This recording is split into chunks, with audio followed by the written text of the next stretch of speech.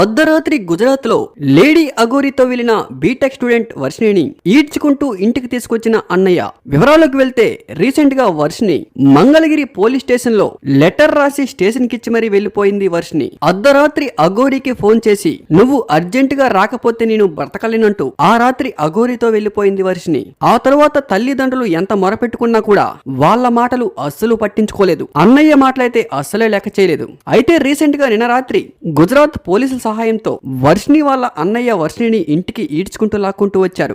ఎంత కష్టపడి వర్షిణిని తీసుకొస్తున్నా కూడా ఎంత మాత్రానికి కూడా వర్షిణి వాళ్ళ అన్నయ్య మాట వినకుండా నాకు ఇష్టం లేకుండానే ఈ అఘోరి దగ్గర నుంచి నన్ను తీసుకొస్తున్నారంటూ అక్కడ రచ్చరచ్చ చేశారు. అఘోరి నాగసాధు మాత్రం తను వెళ్లిపోతాను అంటే నాకు ఏ ఇబ్బంది లేదు, నేను ఎప్పుడో చెప్పాను తనని వెళ్లిపోమనంటూ రీసెంట్ గా నాగసాధు అఘోరి రిలీజ్ చేసిన వీడియోలో తను చెప్పుకుంటూ వస్తూ ఉన్నారు. అయితే వాళ్ళ అమ్మా నాన్నే వర్షిణిని మొదట్లో పంపించారని, తరువాత ఏమైందో తెలియదు కానీ తర్వాత వీళ్ళందరూ తిరగబడ్డారని, మొదట్లో వర్షిణి నాతో వస్తానంటే వాళ్ళ తల్లిదండ్రుల దగ్గరుండి పంపించారంటూ అఘోరి నాగసాధు రీసెంట్ గా ఇచ్చిన ఇంటర్వ్యూలో చెప్పుకుంటూ వస్తూ ఉన్నారు.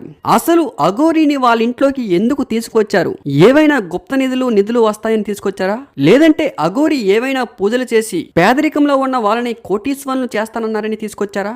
ఏదో ఒకటి ఆశించి అఘోరిని ఇంట్లో పెట్టుకుంటే ఉన్నది కూడా ఊడిపోయి ఉన్న పరువు కూడా పోయి ఇప్పుడు రోడ్డు మీదకి వచ్చేసి వర్షిణిని మళ్ళీ తీసుకెళ్లి ఇంట్లో పెట్టుకున్నా కూడా ఎవడైనా వర్షిణిని పెళ్లి చేసుకుంటాడా? ఎందుకంటే ఇప్పటికే తను అఘోరితో బయటికి వెళ్ళిపోయింది. సోషల్ మీడియాలో విపరీతంగా వైరల్ అయింది. తను మైండ్ సెట్ ప్రకారం ఏ టైంలో ఎలా ఉంటుందో ఎవరికి తెలియదు. ఇప్పుడు కూడా తను వెళ్తాననట్లేదు. వాళ్ళ అన్నయ్య దగ్గరుండి అతి కష్టంపై ఇంటికి తీసుకువెళ్లారు. మరి ఇంటికి తీసుకువెళ్ళిన వర్షిణి ఇంట్లో ఏం చేస్తుంది, ఎలాంటి గోల పెడుతుంది, ముందు ఏం జరగబోతుంది అనేది మాత్రం అస్సలు అర్థం కావట్లేదు. దయచేసి ఎవరు కూడా ఇలాంటి వారిని ఇంటికి రానివ్వకండి. మీకేమైనా అభిమానం ఉంటే రోడ్డు మీద కనిపిస్తే ఒక దూరం నుంచి ఒక నమస్కారం పెట్టండి. అంతేకాని వీధంట పోయిన ముళ్ళకమ్మని తీసుకొచ్చి నెత్తి మీద పెట్టుకుంటే తర్వాత చాలా పరిణామాలు ఎదుర్కోవాల్సి వస్తుంది. Be careful. ఇదే అందరికీ గుణపాఠం.